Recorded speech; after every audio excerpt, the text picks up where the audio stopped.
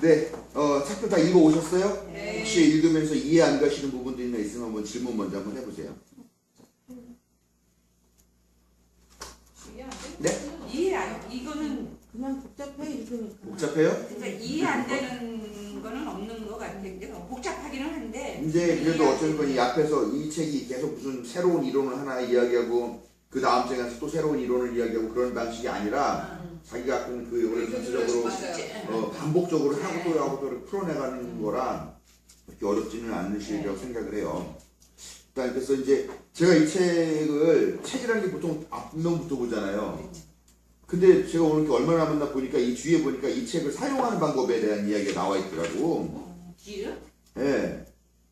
뒤는 스터디 가이드가 있네요. 예. 그래서 스터디 가이드 보니까 그러니까 저도 오늘 본 거야. 아 그래서 이 지점에 있는 이 질문들 같은 것들이 우리가 보면은 더 좋겠더라. 그래서 그거를 중심으로 제가 뽑아가지고 얘기를 한번 해보려고 해요. 네, 일단 처음에 143장 쪽부터 시작하는데 여기 보면 이런 게 나와요. 동성애자들에 대한 우리의 논쟁들이 너무 자주 고정관념과 추상적인 이론과 풍자 만화들로 가득 차 있다. 예, 그래서 여러분들은 LGBT라고 하면 제일 먼저 어떤 게 생각이 나십니까? 게이, 레즈비언, 동성애자를 보면 제일 먼저 어떤 게 생각이 나요? 그냥 뭐 일단은 편견 없이 아이고 평상시 하던 대로 동성애 그러니까 동성애자를 보면 뭐가 생각나요? 성관계 하는 거?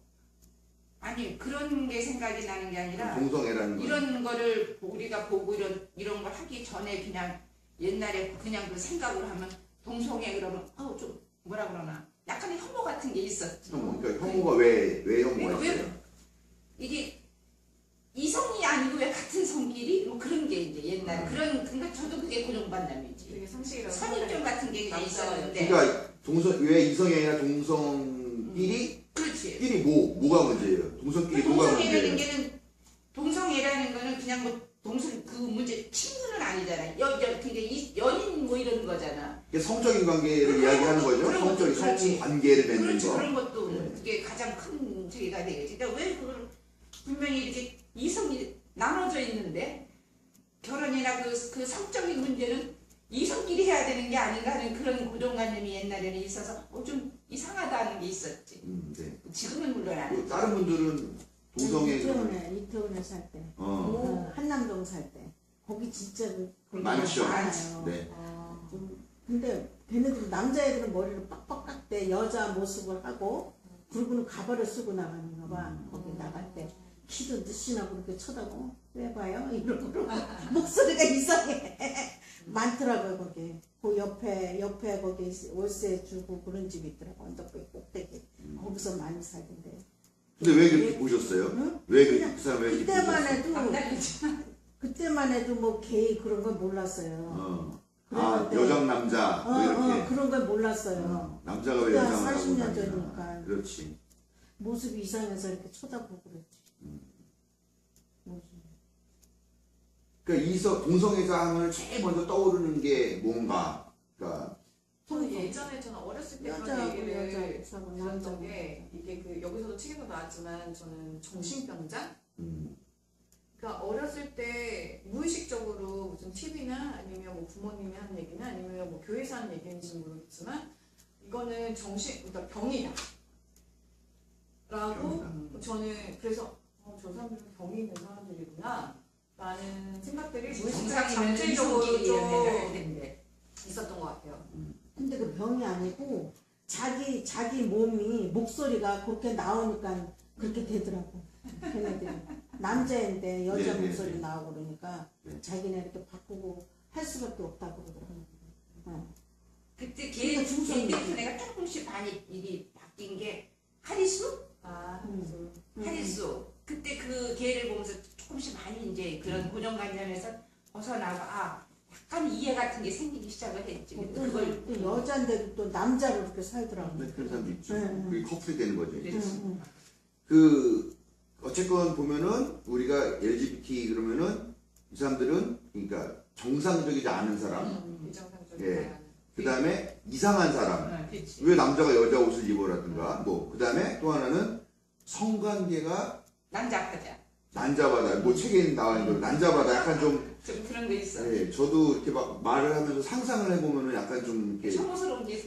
혐오까지는 아니지만 좀 이해가 안 가고 좀 아. 약간 좀 그런 부분이 분명히 있죠. 그런데 뭐 이제 공부를 하다 보면은 사실 그 사람들이라고 해서 무슨 특별한 무슨 성관계를 하는 것도 아니고 그냥 보통 남녀가 하는 거랑 비슷한 관계를 하는 건데 우리가 하는 방식이 아니니까 그것 때문에 더 근데 왜 이상하게 생각하면 끝날 거를 혐오스럽게 생각하게 됐느냐라는 거예요. 이상한 거하고 혐오스러운 건 다른 거잖아요. 다르죠. 그냥 이상하네? 그런데 왜 이상한 거를 우리는 저 사람들이 혐오스러운 사람으로 생각할 것인가 하는가 하는 문제가 왜 그럴 것 같아요?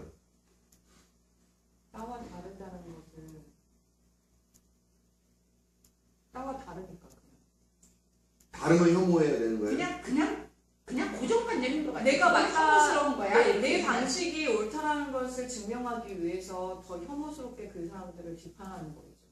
그렇죠. 내 방식이 더 옳다라는 거죠. 그런 거. 왜냐면 책에서도 나왔지만 보통의 우리가 생각하는 정상적 어쨌든 이게 보편적인 사람은 남자와 여자가 결혼하고 그리고 생산하는 거잖아. 아이를 낳는 거는 근데 그들은 어떻게 아이를 낳지? 그러니까 그게 대부분은 정상적인 결혼 생활과 정상적인 사람의 그런 생활이라고 판단했는데 이게 내가 옳은 거였어라는 것을 결국은 상대가 그런 사람이 혐오스럽고 이상해야 내가 정상이 되는 거고 그런 면도 있는 거예요. 내가 정상화되는 거를 그러니까 그거를 하려면 그쪽 사람들이 이상하고 혐오스러워야 돼. 그렇지 않으면 같이 돼버리잖아. 근데 만약에 것 근데 그 사람이 비정상인 걸 증명하고 내가 정상이거나 아니면은 저 사람들이 열등하고 내가 우월하다는 거를 인미화나 화목분이 증명한다고 해서 뭐가 달라져요? 뭐 본인이 무슨 법안을 만들거나 뭐 아니면 권력을 써서 감옥에 쳐넣거나 할 수 있는 것도 아닌데 그럼에도 불구하고 왜 그런 것들이 중요해요 본인들한테는? 자기 법 지키는 거? 아니 뭐 지키게 뭐 이렇게 대단한 게 있어요? 근데 우리 여기서도 봐도 달라야 되더라고. 책에서도 쟤네들이 뭐가 이상해야지 내가 가리고 평등해지지가 않는 거야. 내가 우월해지는 게 그런 게 있는 거야 이 책에서도. 그냥 지금까지 상식이나 내가 생각했던 것들이 그 부정당하면 안 사람들이 인정함으로써 뭔가 무너지는 것을 받아들일 수 없는 거 아닐까요? 그래 그런 부분. 근데 아까 얘기한 대로 지켜야 되는 거야 우리. 그렇지? 자, 우리가 어떤 특정한 부류에 대해서 갖고 있는 특별한 선입견들이 있는 거 알아요? 그렇죠. 네. 그렇죠. 그럼 한번 생각해 보세요. 어떤 특별한 종류나 특별한 계급의 사람들이 내가 갖고 있는 선입견이나 사회 일반적으로 갖고 있는 선입견. 일단 뭐 장애를 가지신 분들 같은 경우는 그러니까 우리 어떤 일을 했을 때 우리보다 그만큼 많은 그만한 뭐랄까 일의 성취도를 낼 수 없다라는 그런 선입견이 아니 뭐 그 선입견이 아니라 그건 팩트지. 그거는 뭐 실제로 그렇지. 물론 직종에 따라서는 다를 수 있지만 예를 들면 스티븐 호킹 같은 사람은 일반 사람보다 몇천 배 더 높은 효과를 낸 건 맞지만 그 선입견이라기보다 예를 들면 이런 거예요. 그러니까 그런 선입견들이 결국은 더 가서 혐오처럼 되는 것처럼 그 사람들은 그 일이 좀 늦어지는 것 뿐이지 못하는 건 아니잖아요. 그렇죠. 근데 그거를 결국은 그 자본주의 사람들을 사회에서는 빨리빨리 해야 되는 거죠. 근데 그거를 계속 내가 생각하면 결국 그 사람들은 그냥 뭔가 무능력한 사람으로 아예 단정 지어버리는 거죠. 무능력한 게 아니라 어차피 시간을 많이 주면 자기가 다 해낼 수 있는 일인데 결국 그 어떤 장애를 가졌다는 이유만으로 그 사람은 좀 더 바보 같은 사람으로 취급하게 된다는 거죠. 또 부자들에 대한 선입견이 있잖아. 물론 팩트도 있지만 팩트가 아니야. 부자들 쟤네들은 참 못됐어 인간성이. 쟤네들은 무조건 그런 선입견을 가져. 참 겸손하고 이런 건 몰라. 쟤네들은 무조건 참 있다는 거를 교만하고 못돼서는 그 부자들에 대한 선입견도 분명히. 네. 최근 들어서 많이 부각된 그런 선입견이고 사실 그 전에는 부자들은 인격도 좋을 거라고 생각하는 것도 있었죠.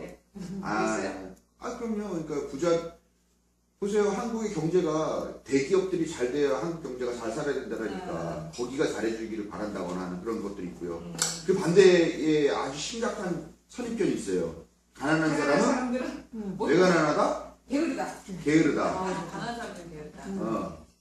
가난한 사람은 가난한 이유가 있다. 무식하다. 못 못 배우고 배웠다. 그리고 또 게으르고 게으르고 게으르고 못 배웠다. 또 똑똑하지 못하니까 남들 돈 버는데 저거 하고 있다. 예를 들면 이런 식으로 하는 그런 선입견들이 있죠. 우리 교회에서 다른 목사님들 설교에서 되게 많이 이야기하던 주제예요, 사실은요. 그러나 가난한 사람이 결국은 교육기회를 박탈되고 그러다 보니까 자기 자식 교육도 우라통 터지는 일, 이러니까 계속 그게 반복되는 그런 사회적 구조가 있는 건데 이런 것들은 고려하지 않고 가난한 사람은 게으르다라고 하는 그런 선입견들이 있는 거죠. 그러면서 가난을 약간 죄악시 하게 되죠. 동성애도 비슷한 그런 부류의 하나가 됐어요, 이제는요. 동성애는 아까 말한 제일 먼저 떠오르는 게 학문 섹스예요. 동성애 그러면은 여자끼리는 학문 성교를 하지 않을 텐데 동성애 그러면 사람들이 학문 성교를 제일 먼저 떠오르고 학문 성교를 떠올리면 에이즈가 떠오르게 되는 거죠.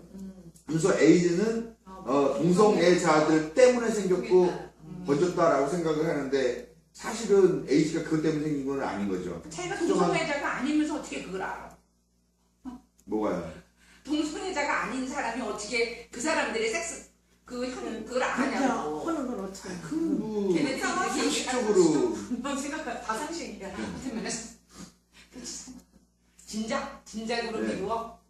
진작으로 위로 아니라 뭐 요즘은 뭐 그런 성적인 영상 같은 것도 이미 그런 게 이제 사회 일반적으로 맞아. 초등학생들이 볼 수 있게 된 게 벌써 한 30년 될 것 같은데 네. 그런 매체가 이제 있으니까. 그런 것들이 많이 달라졌으니까 그런 거죠. 그러니까 그래서 이제 그런 것들이 악의적으로. 근데 사실 에이즈 감염이 가장 많은 거는 수혈 때문이거든요. 네.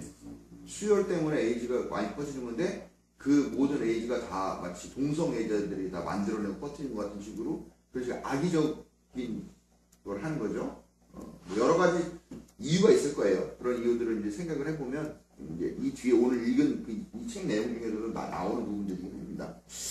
자, 성직자의 비행과 그 대응의 이중성을 했습니다. 요즘 뭐 성직자들의 비행에 대해서 들어본 일들이 많이 있으시겠죠? 자주 듣죠.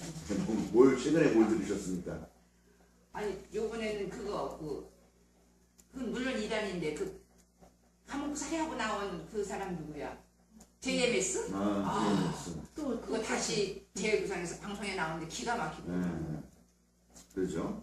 그런 사람은 성직자라고 그러면 안 되죠. 안 그건 되지. 사기꾼이야 사입이니까. 사기꾼. 예. 사기꾼. 성직자들이 제일 많이 비행에 걸리는 게 성적 비행하고 금전적 비행이죠. S교회. 예. 그리고 뭐 하여간 그런 일들이 많이 있죠. 그런데 그런 사람들의 비행에 대해서 교회가 치리를 제대로 안 해요. 처벌을 제대로 안 해요. 그리고 사실은 대형교회 목사들이 그런 추문이 걸리면 대문짝하게 나오지만 저같이 조그만 교회 목회하는 사람이 성추문을 했다고 해서 신문에 나오진 않죠. 그러니까 어떻게 보면은 그 사람들이 더 많을 것 같은 느낌이 들긴 들어요. 근데 제가 이렇게 살아보니까 돈 많은 사람이 바람을 피더라고요. 돈 없는 사람은 바람을 피겠더라고. 예. 뭐 그런 걸로 미뤄봐서 아무래도 빈도가 더 많겠죠. 그리고 교회 신도들도 많으니까. 예. 이렇게 조그만 교회에서는 어떤 사람이랑 성직자랑 관계가 있다 그러면 금방 소문이 나겠지만 큰 교회에서는 그럴 수 있고 그러다 보니까 그런 사람들이 아주 가벼운 징계를 받거나 다시 그러고 난 다음에 다시 성직을 하게 되는 그런 경우가 많이 있죠. 그런데 반면 동성애자 같은 경우는 단순히 동성애자라는 이유만으로 그냥 비난받는 거고 여기 보면 이제 목사 안수에 대한 이야기가 나와요. 남자가 목사 안수를 받으려면 독신이어도 상관없고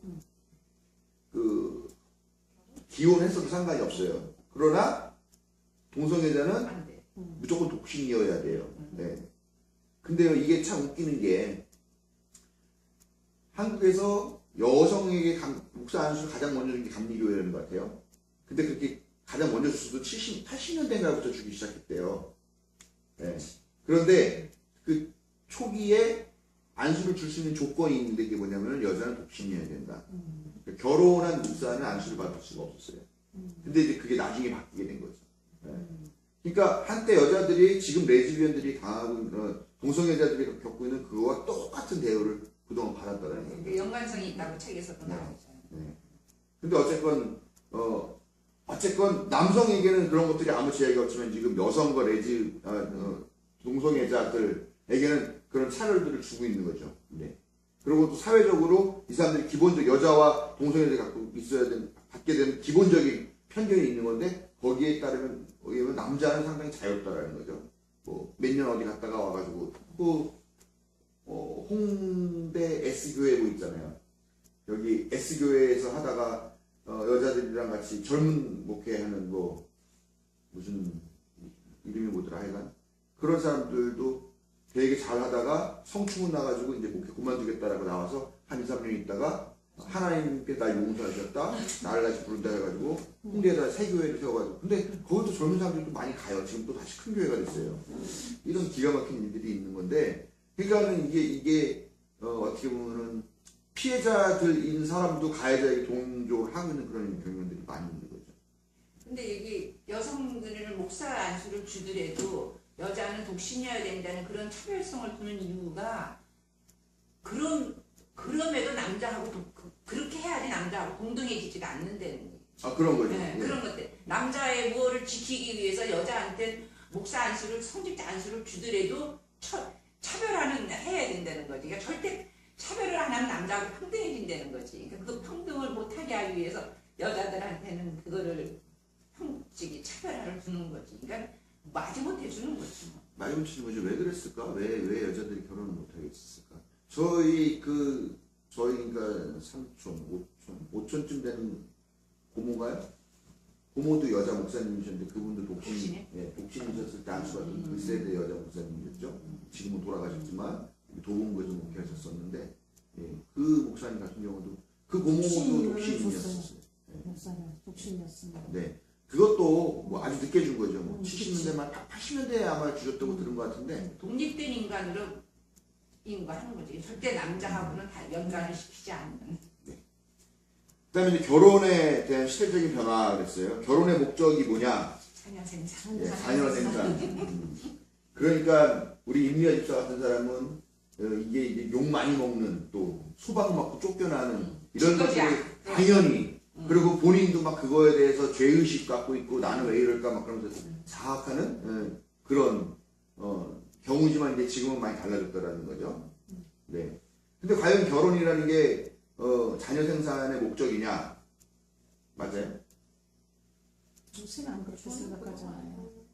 요새는 당연히 아니라고 생각하겠죠. 요새는 여자들이 낳기 싫지가 않아.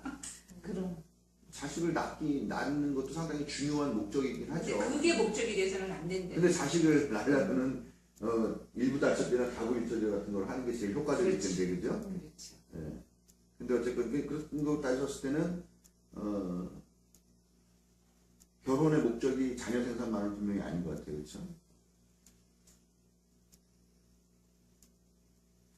근데 이제 지금은 이제 결혼의 목적이 많이 달라진 거죠.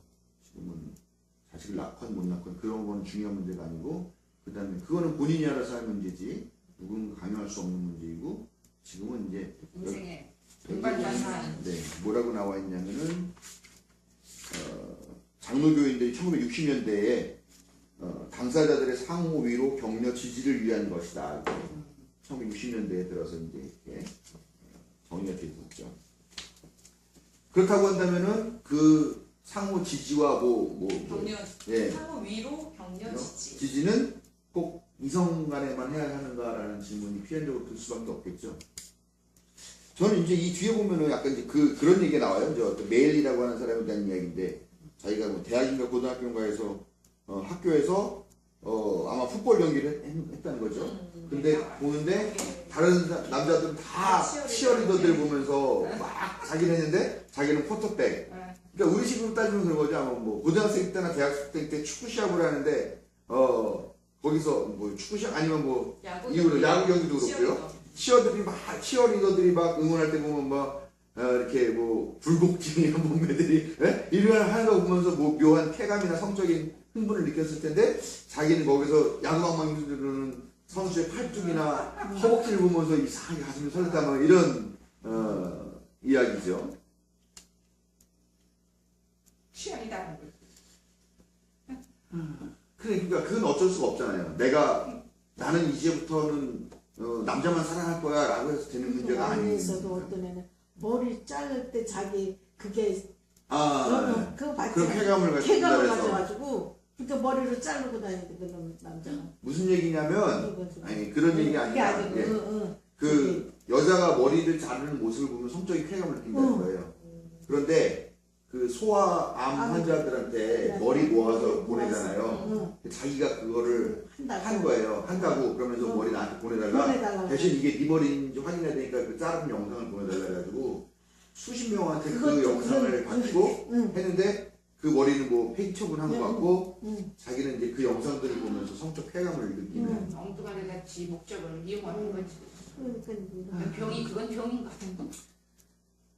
그 병인데요. 사실 병이라고 암이라고 해서 암도 내가 걸리고 싶어서 걸리는 거 아니잖아요. 그러니까.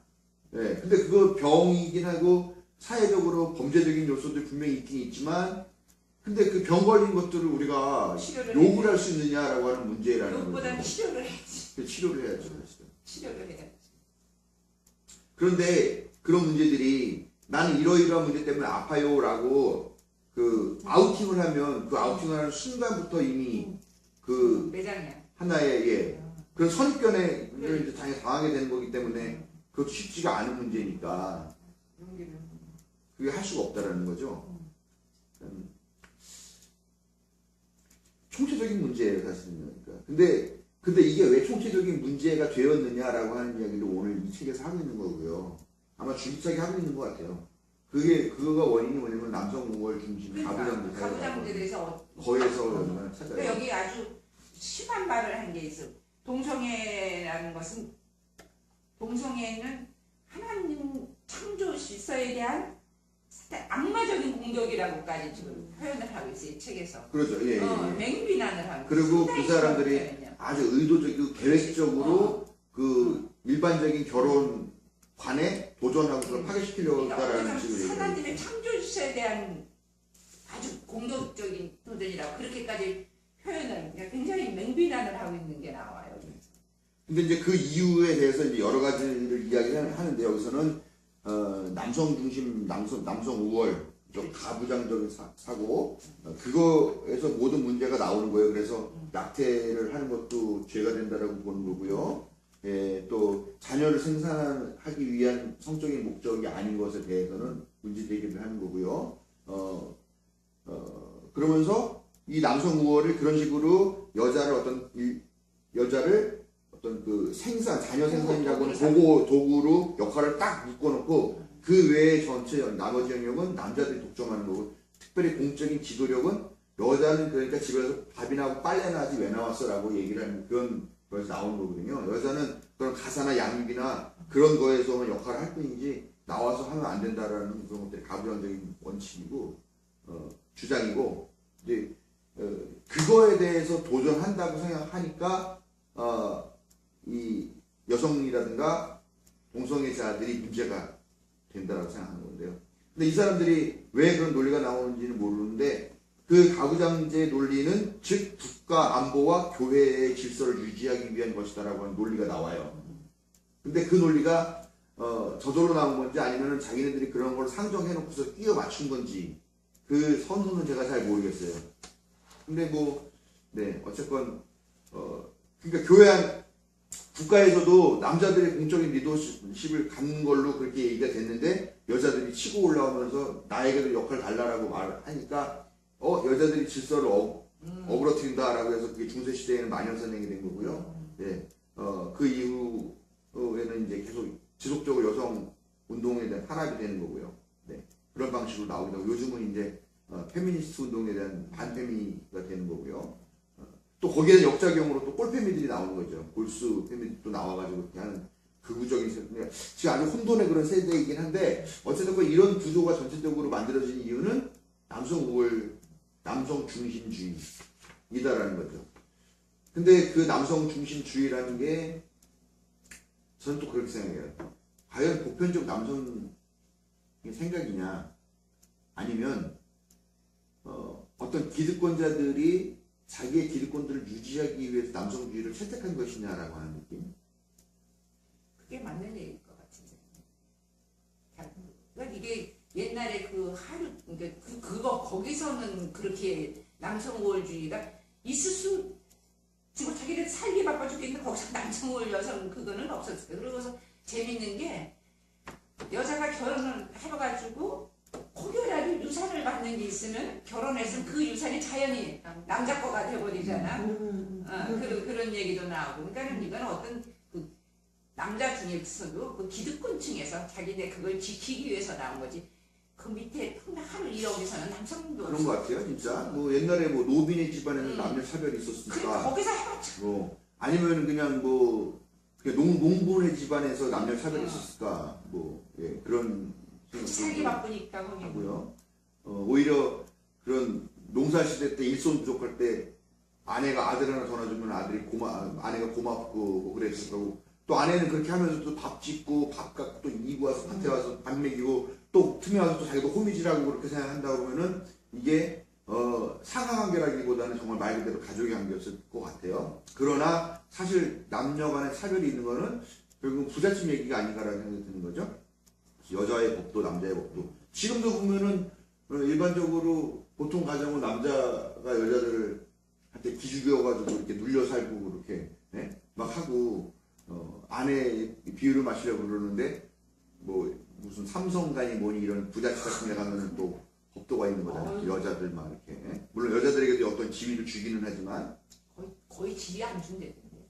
아니 뭐 듣는 얘기도. 뭐 미술관 같은 거를 주는 사람도 있고, 그건 이제 또 요번에 한신가 같은 경우는 또 그 사모님도 소리 지르는 사모님도 보니까 뭐 하고 계시고 그러는데 그런 정도의, 그러니까 이렇게 그 남의 눈 때문에. 이 앞에 보면 여자의 지위를 장식적이라고 하는 말이 나오잖아요. 데코레이션. 예, 그러니까 그런 남자가 하는 일에 장식적으로 좋아 보이는 일들을 좀 큰 규모로 하는 것 정도를 하는 거, 그런 걸 보면은 남성 우월이라는 것은 인류 사회에서 저절로 만들어진 거라기보다는 기득권층들이 자기네의 세력을 유지하기 위해서 만들면서 남자들을 부추기기 위해 만든 강자들, 그러니까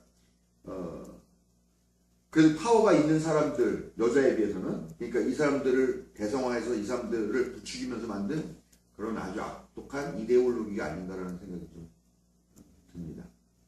그게 맞을 것 같아. 그러네요. 생각해보니까 평범하게 사는 사람들은 사실 남녀 차별 이런 것도 없고, 여자들이 뭐 남편한테 왜, 요즘 시대는 그렇죠. 평범하게 얼마 살아서. 전만 해도 맞고 자라는 여자들도 많았었고. 평범하게 사는 그때도 하여튼 오히려 그 사람들은 여자가 없으면 안 되는 사람들이었을까. 그렇죠, 오히려. 예. 그런 경우가 생겨. 그런 것 같아요. 근데 그 여자들이 꼭 필요하단 말이에요. 밥도 줘주고 그러니까. 뭐도 해야 돼. 그런데 이 여자가 어느 날 갑자기 나 밥 안 해 샹 이렇게 될까봐 그런 거를 미연에 방지하기 위해 가지고 오히려 더 이걸 단도리를 하는 측면도 있었겠죠. 노비가 도망가지 못하게 뭐 발가락을 잘라버린다든가 하는 식으로 오히려 더 그런 걸로 이런 성차별 같은 것들이 나왔을 수도 있겠죠. 예, 그래서 전체적으로는 보면은 뭐 이 동성애 문제건 뭐 사회적인 전반적인 문제건 이게 다 남성 우월에서 나온 문제, 그리고 이런 것들이 교묘하게 그러니까 기득권자들이 남성 우월보다 국가 안보, 교회의 성장 이런 것까지 다 뒤 엉키고 버무려가지고 근거 없는 것들을 버무려서 비빔밥 만들어 놓고서 이게 제일 맛있는 밥이다라고 그렇게 우리를 선동하고 있는 게 아닌가라는 생각을 하는 거죠. 그리고 그것이 저는 자본주의라고 봐요. 자본주의는 효율의 경제잖아요. 효율의 경제. 지금은 좀 달라졌죠. 지금은 컴퓨터 책상에 앉아서도 돈을 생산해내는 시대니까, 그러니까 여자들의 지위가 향상이 되는 거예요. 근데 옛날에 이렇게 뭐든지 다 공업시대는 힘이 있는, 그러니까 이 근력이 있는 사람들이 노동력이 있는 거니까 그때는 남자들의 지위가 더 우월했지만 지금은 이제 좀 다른 상황이긴 한데요. 예, 과학의 문제도 또 나오고 있어요. 기독교가 거부하고 있는 과학 이론들, 또 그것을 과연 타당하느냐 하는 문제. 교회가 거부하고 있는 과학 이론은 뭐가 있을까요? 진화론. 제일 대표적인 게 진화론이죠. 어저께 우연찮게도 우리 지민이가 저녁에 할머니 창조론을 믿으세요. 진화론을 그 얘기가 왜 그래? 자기네가 배틀이 벌어졌대. 창조론이 맞느냐 진화론이 맞. 그러더니 물어보고 나서 지가 대답을 하는 거야. 할머니는 역시 창조론이겠죠? 그래서 왜 그랬더니 자기는 뭐라는 거야? 자기네들도 자기는 진화론이었대. 자기는 그래서 왜 그러냐지 자기네들도 하다 보니까 자기는 진화론이라는 것을 얘네들이 어려서 책을 많이 보잖아.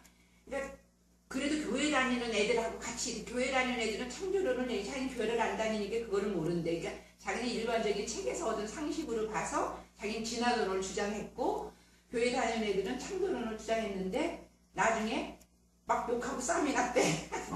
서로 네가 맞느냐 내가 맞느냐. 그래서 그 얘기 때 지금 진화론 얘기하는데 어떻게 갑자기 느닷없이 내가 누가 맞고 누가 지 그거는 내가 설명을 못 해주는 거지. 각자의 살고 방식이니까. 근데 맞다. 할머니는 진화론 쪽보다는 창조. 근데 그걸 내가 좀 너한테 어떻게 설명을 해줄 수는 없다. 언젠가 교회 나오면 너 나는데 그 얘기가 어떻게 진화론 하니까 마침 그 얘기를 어떻게 아주 심각하게 우리 지민이가 한 얘기가 생각이 나네.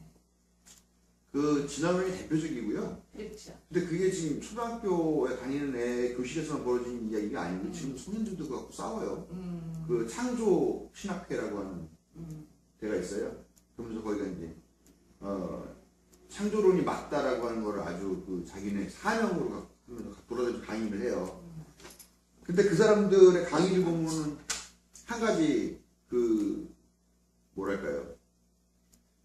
허점이 있는데 뭐냐면 왜 창조론이 맞는지를 이야기해야 되는데 창조신학계가 왜 진화론이 틀리는지만 이야기해요. 그러면서 진화론이 틀렸기 때문에 창조론이 맞다라는 논리예요. 그건 안 되는 건데. 그건 안 되죠. 이상하다. 1 더하기 1은 2라고 하는 사람과 1 더하기 1은 1이라고 하는 사람이 있을 때 이걸 갖다가 왜 니께 틀리고 왜 내게 맞는지를 증명해야 이게 맞는다는 게 되는 건데 이 사람들은 이게 틀렸기 때문에 이게 맞다라고 하는 그 이야기만 하는 거예요. 설득력이 없지. 근데 다행히 창조론과 진화론 두 개만 있기 때문에 하나가 없으면 당연히 이게 승자가 되는 것 같은 구조로 이해가 되고 있어요. 근데 만약에 창조론 말고도 창조 진화론이라는 게 만약에 있다. 두 개를 짬뽕 시켜놓은 게. 그러면 사실은 이거는 이 자기가 맞다는 걸 증명하기 위해서 창조론도 반박을 해야 되고 창조 진화론도 반박을 해야 되는 거죠. 만약에 10개가 있다 그러면 자기가 증명하기 위해서 10개를 반박을 해야 되는데 이게 논리적으로 맞지 않는 거죠. 사실은 얘네를 반박할 필요 없이 자기네가 맞는 이유를 한 가지만 제대로 하면 되는 건데 계속 이런 오류를 좀 범하고 있다는 거죠. 대표적인 것도 지금은 아니지만 천동설. 예. 그것 때문에 갈릴레오 갈릴레이는 출교당할 뻔하고 온갖 위협을 당했죠. 그러면서 집에 가면서 얘기했죠. 그래도 지구는 돈다.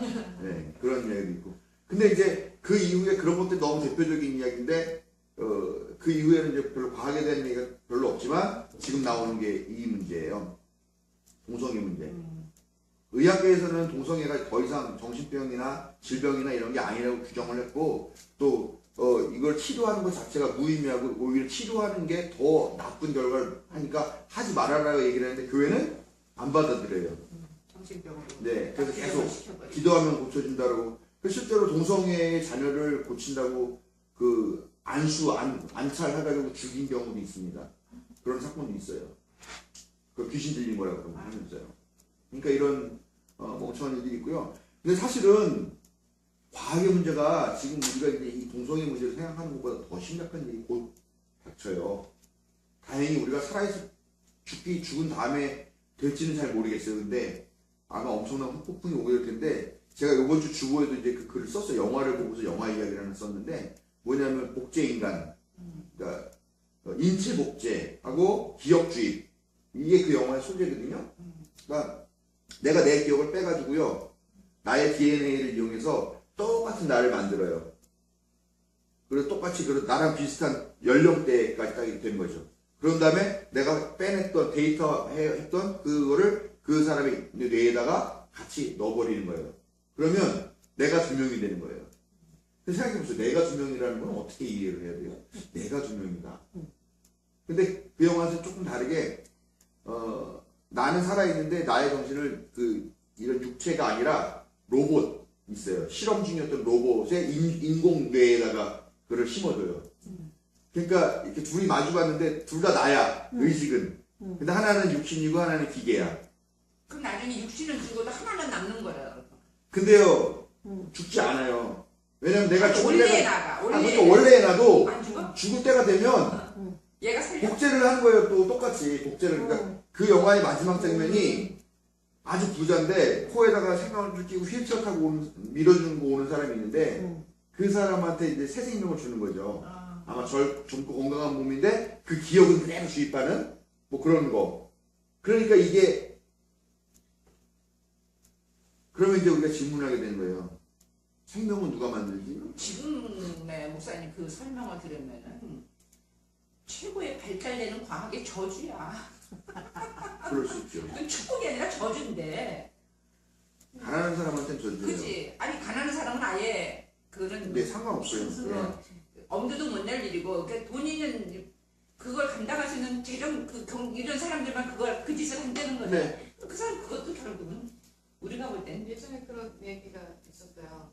이제 돈이 이제 복제가 되면 장기가 내가 만약에 심장에 손상이 되면 심장을 이식하고 또 계속 그래, 이식하는 네. 거예요. 이식들을 그래서 200년 산다는 얘기하는 거 아니에요. 그래서 이제 그렇게 장기 자체만 하는 게 아니라 이 몸 자체를 완전히 바꾸는 시대가 멀지 않았다는 얘기죠. 그러면 정말 그야말로 하나님의 창조 시대된 전면적인 도전. 그러니까 이제 신의 위치가 어디가 되느냐라고 하는 질문을 우리가 하게 돼요. 근데 지금 그런 것들에 대해서는 생각 안 하고 지금 창조가 맞냐 진화가 맞냐 이거 가지고 싸우고 있는 수준이라는 거죠, 사실은. 그러니까 교회의 미래가 밝지 않아요, 사실. 소돔과 고모란 노아의 종수 다시 나올 것 같은데. 네. 뭐 그런 것도 하나의 방법이 되겠죠. 그러네. 뭐. 하나님의 다시 심판의 이제 그래서 그런 미래를 그린 영화들이 많이 있죠. 어떤 전지전능한 세력을 능력이 갖춘 뭘 하나 만들어놨는데 이게 오히려 이상한 게 돼가지고 지구를 멸망시키고 막 사람들을 죽이고 뭐 이런 것도 많이 있는데 과학이라는 바벨탑이 지금 올라가고 있는 거야. 그렇기 때문에 교회에서 과학에 대한 관점들을 좀 올바르게 아니면 좀 새롭게 가져야 되는데 그런 부분들을 여전히 엉뚱한 거에서 마시는 이런 거에서부터 벌써 이렇게 이거는 뭐 동성애에 대한 병이야 뭐 니네가 뭐라고 얘기하든 우리는 믿지 않아 이런 식으로 거부하는 이런 습관들이 여전히 남아있는 거죠. 아프면은 병원에 안 보내고 목사한테 데리고 가서 안수한다고 그러고 이제 이런 일들이 여전히 벌어지고 있는 것들 심각한 문제입니다. 근데 뭐 시간도 많이 갔고요. 심각한 게 아니고. 네, 성서의 성중립적인 언어를 사용하는 문제에 대해서는 뭐 다 동의하시죠? 네. 근데 알게 모르게 우리가 그게 있어요. 우리가 성중립적인 거를 쓰는 거에 대해서는 뭐 반대하지 않지만 우리 자신은 쓰고 있느냐 안 쓰고 있느냐 하는 문제는 여전히 우리가 지금 못하고 있어요. 그 영국 교회에서는 더 이상 공중 설교나 기도에서 하나님 아버지라는 단어를 못 쓰겠어요. 공식적으로요. 왜냐면 하나님은 아버지가 아닙니다. 아버지가 아니니까가 아니라 아버지이기도 하고 어머니이기도 하니까. 그러면 어버이라고 부르는 게 맞는 거죠. 저는 설교할 때 의도적으로 성어버이라고 하는 말을 써요. 저는 의식적으로 그렇게. 그러니까 근데 우리가 이렇게 이런 거에서 계속 하나님의 이미지하고 아버지의 이미지, 남성적인 이미지가 계속 같이 맞물리면서 이게 끊임없는 우리가 알게 모르게 내면적인 그런 성 차별과 남성 우월들을 계속 조장해내고 있는 건데 이거를 아는 사람들은 성경에 있는 단어를 바꿔야 된다라고 이야기를 하는 거니까.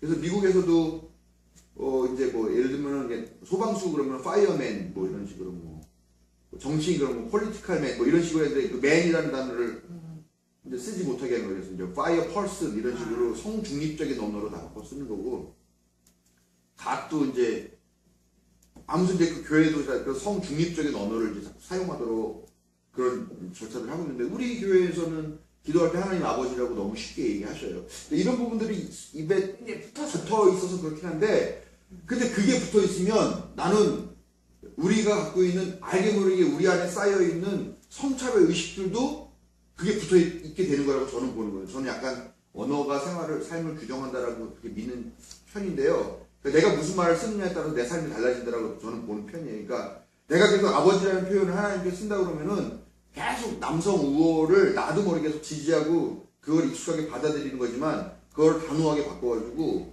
뭐 그냥 하나님이라고 부르든가 하나님 어버이라고 부른다든가 아니면 차라리 내가 여성 편향적으로 하나님 어머니라고 부르든가 이런 언어들을 내가 선택하지 않으면 계속 그런 가치관에 내가 잡혀 있는 것이다라고 의도적으로 우리가 이거 바꾸려고 노력을 해야 된다라는 거죠. 그리고 참 어저께 우리 지민이한테 그 창조론에 대해 그 얘기를 하다가 그 얘기를 하니까 아무래도 성경책이 얘기가 나오는데 깜짝 놀란 질문을 받았어. 그게 할머니 그러면요 질문 하나 할게요 이래. 그 성경책이라는데 그렇게 완벽해요? 우와.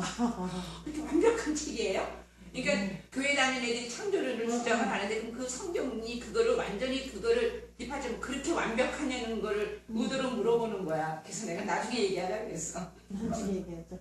깜짝 놀랐네 지금 생각해. 성경이 이렇게 완벽해요. 그러니까 지민아 신앙 갈때 저런 책도 있는데 한번 성경도 우리 읽어보자. 그냥 그렇게 마무리를 했지. 그럴 때는 항상 이렇게 물어보세요. 네가 볼 때 완벽한 건 뭐니? 걔는 아직 그 질문까지는 어렵지. 걔가 물어본 완벽의 의미가 있을 거 아니에요. 네. 아이들은 질문에 답이 이미 들어 있어서요. 네. 그래서 걔가 생각하는 완벽이 무엇인가. 근데 걔도 한번 생각해 보겠죠. 내가 생각하는 완벽이란 뭘까. 그래서 걔가 생각할 수 있는 시간을 주는 거고요. 또 거기서부터 출발해야 얘기가 풀리기 쉽고. 그 순간 무슨 생각이냐면 지민이 진짜 5학년 됐구나 하는 생각이 한번 드는 거지. 5학년이면 이제 4학년 따면 전혀 다른 대화법이 달라지는 거야. 역시 너무 이제 5학년이구나 하는 생각이 들어. 할머니는 창조론은 당연히 믿으시겠죠라고 할 때도 나는 왜 창조를 믿을 거라고 생각해? 뭐 기독교인이니까. 교회 다니니까. 그러면 기독교인은 왜 그걸 맞다고 생각해야 되는 거지? 이런 식으로 얘기를 풀어가면은 나중에 한번 네. 얘기를 해야 되겠다. 네, 우리 205쪽에 있는 통계 하나 볼게요. 205쪽에 미국 그 결혼에 대한 논쟁 속의 아이러니라고 하는 제목인데요. 2004년 봄 뉴스위크가 썼죠. 보면은 미국이 이혼과 홀부모 가정이 가장 많은 사회로 바뀌었고 가장 높은 10대 낙태율이 있고 그러면서도 가장 높은 10대 임신율과 출산율을 보이고 있고요. 그러니까 가장 높은 임신율과 출산율을 보이는데도 가장 많은 낙태율을 보인다는 건 얼마나 많은 일이 있다는 거예요, 여러분. 미국 아이들 중에 3분의 1이 그들의 친아버지와 같이 살고 있지 않다라고 얘기하죠. 근데 이게 2004년이니까 지금은 더 길어졌을 거예요. 고등학생만 되면 독립을 하니까. 네. 그리고 커플을 이룬 가정의 8.1%가 결혼을 하지 않은 이성의 동거인으로 되어 있죠. 예. 그러니까 10가정 중에 한 가정, 한 10부부 중에 한 부부는 결혼을 하지 않고 동거하는 사람이다라는 얘기죠. 이 수치도 난 이거보다 더 많을 걸로 알고 있는데, 예. 그리고 동거, 결혼하지 않고 반대성과 같이 사는 것. 2001년에 바르나 여론조사에 따르면 동거, 결혼하지 않고 반대성의 사람 같이 사는 것이죠. 그러니까 동거하는 사람이 모든 성인의 33%니까 같이 사는 사람 중에 3명 중에 1명은 그 결혼하지 않고 동거하는 사람이다라는 얘기죠. 그리고 중생한 크리스천의 25%. 중생했다는 건 아마 뭐 세례를 받았거나 입교했거나 자기가 입으로 고백을 하는 사람들이겠죠. 그런 사람들도 25% 4명 중에 1명이 자기가 그런 교회와 성경에서 요구하고 있는 그런 결혼식 절차를 거치지 않고 동거하고 있었다고 고백을 했다라고 얘기를 하고요. 또 동거인들 중에 40%는 결혼을 하지 않는다라고 하는 거죠. 그러니까 10명 중에 4명은 같이 살지만 결혼을 하지 않고 헤어지죠, 다시. 그리고 또 다른 사람과 다시 동거를 하고 이런 식으로 계속된 거죠. 이런 사회에서 우리가 결혼의 의미, 이러면도 불구하고 결혼을 꼭 해야 한다라고 얘기할 것인지, 아니면, 지금 우리나라도 그렇게 점점 이렇게 되고 있죠. 네. 보면은, 뭐, 동거를 하고 있는데 부모님 서울에 올라오신다 해가지고 막 하는 뭐, 이런 이야기들도 심심치 않게 이제는 많이 꽁트 같은 데도 많이 나오고 있고. 편에는 사실혼 부부들이. 네네. 사실혼. 그런데 이제 이 뒤에 보면은 또, 그런데, 207쪽이죠. 1990년대에는 중생한 크리스천이 아닌 사람들보다 훨씬 높은 이혼율을 보였다라고 얘기하고 있습니다. 근데 특히 그것이 어디서 벌어지냐면 스스로가 보수적인 크리스천이라고 말하는 사람, 그 다음에 특히 남부, 보수적인 교회가 많이 있는 남부 쪽에서 더 이혼율이 높다라는 그런 얘기가 나오죠. 그래서 이게 이 문제는 이제 기독교 근본주의가 갖고 있는 어떤 그런 강압성, 폭력성, 네, 그런 거. 기독교 근본주의자들이 태극기 들고 광화문에 나와가지고 다른 사람들한테 행패 부리고 하는 그런 문제들, 뭐 반대 의견 하면 거기 가차없이 폭력하고 욕설하고 하는 그런 문제들, 이게 참 보면은 다 얽혀 있습니다. 네. 오늘 이렇게 하면은 7장까지 6장을 맞아. 다 마치시죠. 혹시 질문하실 내용이나 좀 더 하시고 싶은 말씀 있으면 하시죠.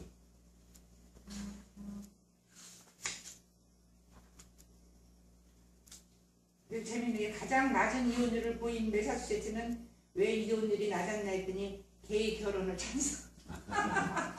그러니까 이제 이 수치는 오히려 동성 결혼을 한 데는 이혼율이 없는. 더 떨어진다 이런 얘기.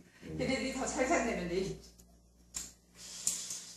예, 그럼 마치겠습니다. 다음 주에 그러면 이제 이어 7장.